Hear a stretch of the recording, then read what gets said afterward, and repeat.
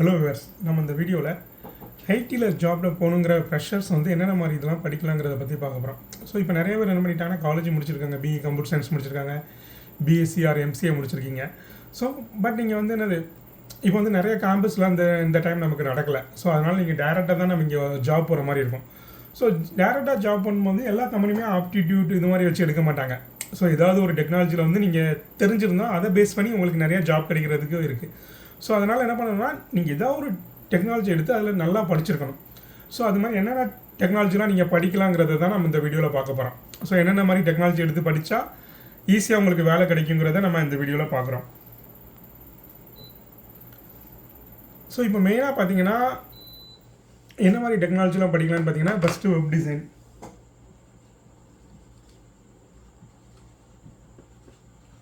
So web design படிக்கலாம். So web டிசைனில் பார்த்தீங்கன்னா நமக்கு நிறையா இது இருக்குது. ஸோ வெப் டிசைனிங்கில் நீங்கள் என்னென்ன விஷயங்கள்லாம் படிக்கலாம். ஸோ ஃபஸ்ட்டு பேசிக்காக என்னென்னா HTML படிக்கணும். ஸோ HTML தான் மெயின். ஸோ HTML பற்றி படிச்சிருக்கணும் வெப் டிசைனில். ஸோ அதுக்கப்புறம் CSS. ஸோ HTML படிக்கணும், GSS படிக்கணும், அதுக்கப்புறம் JavaScript. அதுமாதிரி GSSல வந்து இப்போ என்ன பண்ணுறாங்க, எல்லாமே bootstrap தான் யூஸ் பண்ணுறாங்க. ஸோ அதனால் bootstrap பற்றி படிச்சிருக்கனாலும் பெஸ்ட்டு. எல்லாருமே என்ன பண்ணுறாங்கன்னா bootstrap யூஸ் பண்ணுவாங்க. bootstrapனா இந்த ஒரே ஸ்டைல் தான், அது ஆல்ரெடி ஃப்ரீ டிஃபைனாக க்ரியேட் பண்ணி வச்சுருப்பாங்க. ஸோ இது எதுக்கு யூஸ் ஆகுனா ரெஸ்பான்சிவ் வெப் டிசைனிங்பாங்க. ஸோ இப்போ நார்மலாக வெப் டிசைன் படிச்சிருந்தீங்கனாலே உங்களுக்கு ரெஸ்பான்சிவாக டிசைன் பண்ண தெரிஞ்சிருக்கணும். ஸோ ரெஸ்பான்சிவ் வெப் டிசைனா என்னென்னு பார்த்தீங்கன்னா, ஸோ இப்போ நீங்கள் ஒரு வெப் அப்ளிகேஷன் ஓப்பன் பண்ணுறீங்கன்னா அது என்ன பார்க்கணும்னா கம்ப்யூட்டரில் எப்படி இருக்குதோ அதே மாதிரி மொபைலில் பார்க்கும்போது லுக் அண்ட் ஃபீல் எல்லாமே நீட்டாக இருக்கணும். மெனு வந்து அந்த மொபைல் தகுந்தாப்பில் மாறி இருக்கணும். ஸோ எல்லாமே நீட்டாக இருக்கணும். ஸோ அதுதான் இந்த ரெஸ்பான்சிவ் வெப்சைட்டுமாங்க. ஸோ அது மாதிரி பண்ணக்கு என்ன பண்ணுவாங்கன்னா bootstrap யூஸ் பண்ணுவாங்க. சிலர் என்ன பண்ணுவாங்கன்னா மீடியா query யூஸ் பண்ணுவாங்க. அது மாதிரி JavaScript பார்த்தீங்கன்னா நார்மலாக வேலிடேஷனுக்கு யூஸ் பண்ணுவாங்க. இப்போ ஒரு ஃபீல்டுலாம் இருக்கலாம், டெக்ஸ்ட் பாக்ஸ் இருக்குன்னா இல்லை அமௌண்ட் மட்டும் தான் என்ட்ரு பண்ணணும், இல்லை எனக்கு வந்து அந்த ரிக்யூர் ஃபீல்டு கண்டிப்பாக அந்த டெக்ஸ்ட் பாக்ஸ் என்ட்ரு பண்ணணும். அதே மாதிரி வேலிடேஷனுக்கு என்ன பண்ணுவாங்க, JavaScript யூஸ் பண்ணுவாங்க, இல்லைனா JQuery யூஸ் பண்ணுவாங்க. ஸோ இதெல்லாம் படிச்சிருந்தீங்கன்னா நீங்கள் என்ன பண்ணிக்கலாம்னா ஈஸியாக நீங்கள் வெப் டிசைனர் ஆகிக்கலாம். ஸோ வெப் டிசைனர் வேணும்னா இது மாதிரி படிச்சிருக்கணும். அது மாதிரி நீங்கள் ஒரு 4-5 வெப்சைட்டாக டிசைன் பண்ணிக்கணும். அப்போ தான் உங்களுக்கு அதை பற்றி ஃபுல் அண்டர்ஸ்டாண்டிங் இருக்கும். இல்லைனா அதில் வர மெனூஸ்லாம் எப்படி டிசைன் பண்ணுறது இதெல்லாம் உங்களுக்கு தெரியவே தெரியாது. ஸோ நீங்கள் ஒரு படிச்சுட்டு ஒரு 4-5 வெப்சைட்டாவது டிசைன் பண்ணிங்கன்னா ஸோ உங்களுக்கு வெப் டிசைனிங்கை பற்றி ஒரு ஐடியா வந்துடும். நீங்கள் அதுக்கப்புறம் என்ன பண்ணிக்கலாம்னா ஈஸியாக வேலைக்கு பண்ணி போய்க்கலாம். ஸோ எனக்கு இது வேண்டாம், சிலர் என்ன பண்ணுவாங்கன்னா நான் டிசைனர் ஆக போயிருப்பாங்க. ஸோ டிசைனர்னால் என்னென்னா ஃபோட்டோஷாப் இருக்குல்ல, ஸோ ஃபோட்டோஷாப்பில் வந்து நீங்கள் இமேஜ் டிசைன் பண்ணுறது, இப்போ ஒரு வெப்சைட்டுக்கு டிசைன் பண்ணது டிசைனர், இது வந்து நார்மல் டிசைனர். ஸோ இவங்களுக்கு வந்து என்னென்னா ஃபோட்டோஷாப்பை யூஸ் பண்ணி இமேஜ் டிசைன் பண்ணலாம். ஸோ இப்போ வெப்சைட்டுக்கு தேவையான இமேஜ், இல்லைனா மொபைல் அப்ளிகேஷனுக்கு தேவையான இமேஜ், ஸோ இது மாதிரி பட்ட இமேஜஸ் எல்லாமே என்ன பண்ணிக்கலாம்னா இவங்க டிசைன் பண்ணுவாங்க. அதுக்கப்புறம் இப்போலாம் என்ன பண்ணுவாங்கன்னா ஒயர் ஃப்ரேம் நிறையா டிசைன் பண்ணுவாங்க. ஃபிக்மா இல்லைனா Adobe XD. ஸோ இது மாதிரி யூஸ் பண்ணி என்ன பண்ணிக்கலாம்னா ஒயர் ஃப்ரேம் மாதிரி டிசைன் பண்ணிக்கலாம். ஸோ நீங்கள் ஃபோட்டோஷாப் படிச்சிக்கலாம். ஃபோட்டோஷாப் மட்டும் படித்தா போதாது, ஃபோட்டோஷாப் கூட இல்லஸ்ட்ரேட்டரும் படிக்க வேண்டியிருக்கும். ஏன்னா நீங்கள் ஏதாவது வெக்டார் இமேஜ் டிசைன் பண்ணுறீங்கன்னா அதை யூஸ் பண்ணி டிசைன் பண்ணிக்கலாம். ஸோ இது போக இப்போ இந்த ஆன்லைன் டூல்ஸே நிறையா இருக்குது. நம்ம அதையுமே என்ன பண்ணிக்கலாம்னா டிசைனிங்க்கு யூஸ் பண்ணிக்கலாம். ஸோ நீங்கள் டிசைனராக போகிறீங்கன்னா இது மாதிரி படிச்சுக்கணும். இப்போ ஃபோட்டோஷாப்பு அதே மாதிரி ஒயர் ஃப்ரேம் டிசைன் பண்ண ஃபிக்மா யூஸ் பண்ணலாம், Adobe XD. ஸோ இந்த 3 படிச்சுட்டு அது போக இல்லஸ்ட்ரேட்டர், ஸோ இதெல்லாம் படிச்சிங்கன்னா என்ன பண்ணிக்கலாம் நீங்கள் டிசைனராக போகலாம். ஸோ இதுக்குமே நீங்கள் என்ன பண்ணிங்கன்னா நிறையா டிசைன் பண்ணி பார்த்துருக்கணும். அதே மாதிரி ஒயர் ஃப்ரேம்லாம் டிசைன் பண்ணி பார்த்துருக்கணும். ஒயர் ஃப்ரேம்னா என்னென்னா இப்போ நம்ம ஒரு மொபைல் அப்ளிகேஷன் பண்ண போகிறோம், இல்லைனா வெப்சைட் டிசைன் பண்ண போகிறோன்னா அது எப்படி இருக்குங்கிறத கஸ்டமருக்கு டிசைன் பண்ணி காமிக்கிறது. ஸோ அதில் உள்ள எல்லா ஸ்க்ரீனும் என்னென்ன மாதிரி இருக்கணுங்கிறத டிசைன் பண்ணி கொடுக்குறது தான் என்னது ஒயர் ஃப்ரேம். ஸோ அந்த ஒயர் ஃப்ரேம் டிசைன் பண்ணுறதை பற்றி நீங்கள் படிச்சிருக்கணும். ஸோ இது வந்து இந்த டிசைனர் ஜாப். ஸோ இது இல்லாமல் என்ன பண்ணிக்கலாம்னா front and developer. So front and டெவலப்பருக்கு என்ன பண்ணிக்கலாம்னா நீங்கள் வந்து Reactjs படிக்கலாம், இல்லைன்னா Angular படிக்கலாம். அது போக Vue.js இருக்குது. ஸோ இது மாதிரி இதில் ஏதாவது ஒன்று படித்தா போதும், Reactjs, Angular, Vue.js. ஆனால் இதில் படிக்கும்போது என்ன பண்ணணும்னா இதில் ஃபுல்லாக படிச்சிருக்கணும். ஸோ இப்போ நான் ஃபஸ்ட்டு எப்படி ஒரு பேஜை டிசைன் பண்ணுவீங்க, புதுசாக ஒரு ப்ராஜெக்ட் க்ரியேட் பண்ணுறது எப்படி, அந்த ப்ராஜெக்டில் ஒரு பேஜ் எப்படி டிசைன் பண்ணுவீங்க, ஒரு பேஜ்லேருந்து இன்னொரு பேஜுக்கு எப்படி நேவிகேட் பண்ணி போவீங்க, அதில் உள்ள ஒரு வேல்யூ இருக்கலாம். எனக்கு ஒரு வேல்யூ லாகின் பண்ணிங்கன்னா அந்த லாகின் பண்ணுற யூசர் நேம் வந்து எனக்கு ஓவர் அப்ளிகேஷன் ஃபுல்லாக பாஸ் பண்ணணும். ஸோ அதை வந்து எப்படி பாஸ் பண்ணுவீங்க, அதுக்கெலாம் இந்த ஸ்டேட் மேனேஜ்மெண்ட் யூஸ் பண்ணுவாங்க. ஸோ எப்படி ஸ்டேட் மேனேஜ்மெண்ட் யூஸ் பண்ணுறது, அது மாதிரி மேக்ஸிமம் எல்லா அப்ளிகேஷனில் பார்த்தீங்கன்னா கிரிட் யூஸ் பண்ணியிருப்பாங்க. ஸோ கிரிட்டில் தான் என்ன பண்ணுவாங்கன்னா எல்லா டேட்டாவையும் டிஸ்பிளே பண்ணி காமிப்பாங்க. ஸோ அப்படின்னா அந்த கிரிட் எப்படி வந்து டிசைன் பண்ணுறது, அந்த கிரிட்லேயே அந்த ஃபில்டர் வச்சுருப்பாங்க, ஷார்ட்டிங். ஸோ இப்போ நம்ம மேலே ஹெட்டிங்கை கிளிக் பண்ணால் அல்பபெட்டிக்கலாக ஸ்டார்ட் ஆகணும், இல்லை டிசெண்டிங் ஆர்டரில் வரணும். ஸோ அது எப்படி பண்ணுறது, ஃபில்டர் எப்படி பண்ணுறது, ஒரு நேமை சர்ச் பண்ணோன்னா இது ஈஸியாக எப்படி சர்ச் பண்ணி எடுக்கிறது. அது மாதிரி பேஜினேஷன், ஒரு பேஜ் இப்போ எனக்கு வந்து நிறைய ரெக்கார்ட் இருக்குன்னா எல்லாத்தையுமே ஒரே இதில் காமிக்க முடியாது.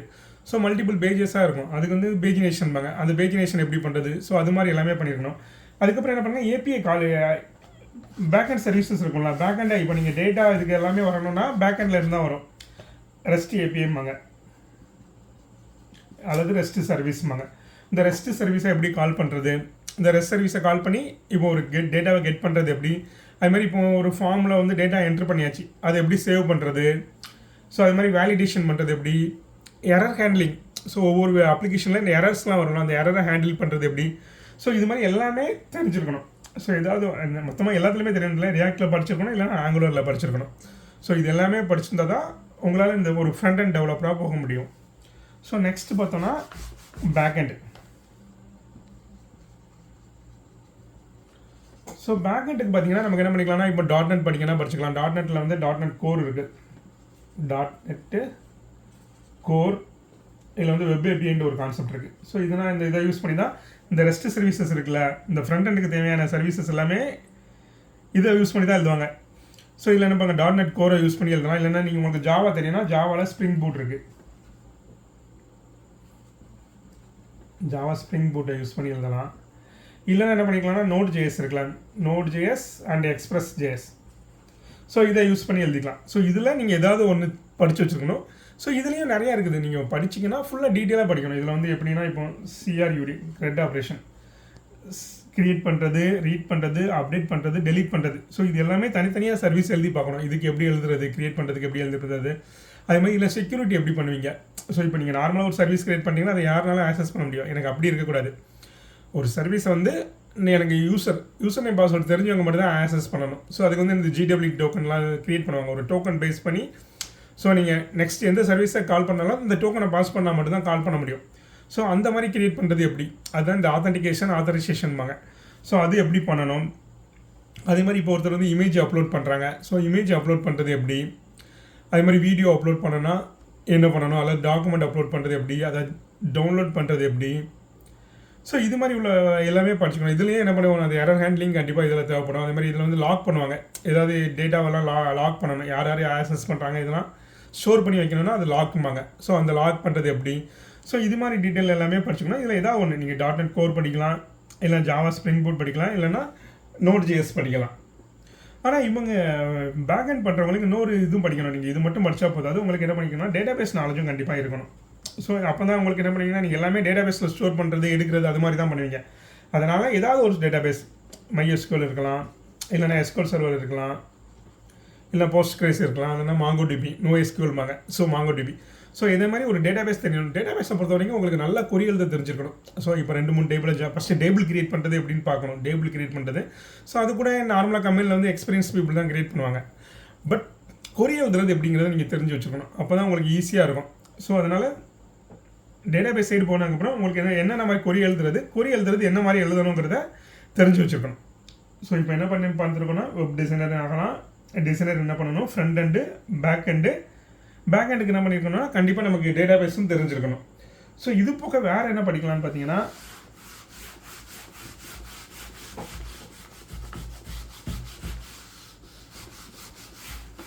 ஸோ இதிலே நீங்கள் என்ன பண்ணிக்கலாம்னா பைத்தான் படிச்சுக்கலாம். ஸோ பைத்தான்லேயே நம்ம என்ன பண்ணிக்கலாம்னா அதே நிறையா இருக்குது. ஸோ நீங்கள் வெப் அப்ளிகேஷன் டிசைன் பண்ணுற மாதிரி படிக்கலாம், இல்லைனா AI ரிலேட்டடாக படிச்சுக்கலாம். இப்போ ப்ரெஷராக இருக்குன்னா நீங்கள் AI ரிலேட்டட் தேவையில்லை. ஸோ நார்மலாக ஒரு ப்ரோக்ராமிங் எப்படி பண்ணுவீங்க, அது வெப் டிசைனிங் எப்படி பண்ணுவீங்க. ஸோ ஒரு வெப் அப்ளிகேஷன் வந்து பைத்தானை யூஸ் பண்ணி பண்ணுறது எப்படி. ஸோ அது மாதிரி என்ன பண்ணிக்கலாம்னா படிச்சுக்கலாம். ஸோ அதுலேருந்து மொபைல், ஸோ மொபைலுக்கும் நிறையா இது இருக்குது. இப்போ iOS ஆண்ட்ராய்டில் இருக்கலாம், அது வந்து நிறையா விதமான இதை வச்சு க்ரியேட் பண்ணலாம். மேக்ஸிமம் நீங்கள் என்ன பண்ணிக்கலாம்னா Flutter படிக்கலாம், ஸோ Flutter இல்லைனா React Native. ஸோ Flutter பார்த்துக்கலாம், இல்லைனா React Native பார்த்துக்கலாம். ஸோ இது போக நிறையா பிளாட்ஃபார்ம் இருக்குது. என்னென்னா Ionic இருக்குது, அதே மாதிரி MAUI இருக்குது. இது வந்து மைக்ரோசாஃப்டோட MAUI இருக்குது. அதே மாதிரி நேட்டிவ் இருக்கும், native iOS are native Android. So இது மாதிரியும் பண்ணிக்கலாம். ஸோ இப்போதைக்கு மேக்ஸிமம் எல்லோரும் என்ன பண்ணுறாங்கன்னா Flutter படிக்கிறாங்க, இல்லைனா React Native. ஸோ இதில் ஏதாவது ஒன்று. பட் இதுலேயும் எதாவது பண்ணிக்கலாம்னா ஸ்டார்டிங்லேருந்து எண்டிங் வரைக்கும் படிச்சுக்கணும். ஒரு ஏபிஐ கால் பண்ணுறது எப்படி, ஒரு பேஜ்லேருந்து இன்னொரு பேஜுக்கு வேல்யூ பாஸ் பண்ணுறது, நேவிகேஷன் பண்ணுறது. ஸோ இது மாதிரி நிறையா இருக்குது. ஸோ நீங்கள் படிச்சிங்கன்னா ஃபுல்லாக படிக்கணும். நீங்கள் ஏதாவது எனக்கு தெரியும் ஒரு 2 ப்ரோக்ராம் பார்த்துருந்தீங்கன்னா ஒரு இதை படிச்சிட்டிங்கன்னா அதில் ஒரு ப்ராஜெக்ட் பண்ணி பார்த்தா மட்டும்தான் ஸோ உங்களுக்கு வந்து ஸ்டார்டிங்லேருந்து எண்டு வரைக்குமே உங்களால் கற்றுக்க முடியும். ஸோ அதனால் ஒரு இதை முடிச்சிட்டிங்கன்னா அதில் நீங்களாக ஒரு ப்ராஜெக்ட் இல்லைனா 2 ப்ராஜெக்ட் பண்ணி பாருங்கள். ஸோ அப்போ தான் என்னது அதை யூஸ் பண்ண உங்களுக்கு ஈஸியாக இருக்கும். ஸோ இதுதான் ஈஸியாக நமக்கு ஜாப் கிடைக்க போகக்கூடியது. ஸோ இது போக இன்னும் நிறைய டெக்னாலஜிஸ் இருக்குது. ஸோ இப்போ என்ன பண்ணிக்கலாம், டெஸ்ட் ஆட்டோமேஷன் இருக்குது, டெஸ்ட் ஆட்டோமேஷன்.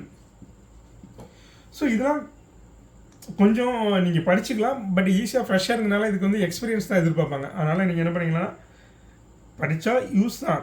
பட் இது கொஞ்சம் ஜாப் கிடைக்கும் போது கொஞ்சம் நீங்கள் கஷ்டப்பட்டு வாங்குற மாதிரி இருக்கும். ஏன்னா இந்த மாதிரி ஃபீல்டில் ஃபுல்லாக கொஞ்சம் எக்ஸ்பீரியன்ஸ் எதிர்பார்ப்பாங்க. இது வந்துன்னா DevOps. இந்த DevOpஸ்னால் இந்த டெவலப்மெண்ட் ப்ளஸ் ஆப்ரேஷன் 2 பேரோட ஒர்க்கையும் சேர்ந்து பண்ணுறதுக்குரிய தான் இது DevOps.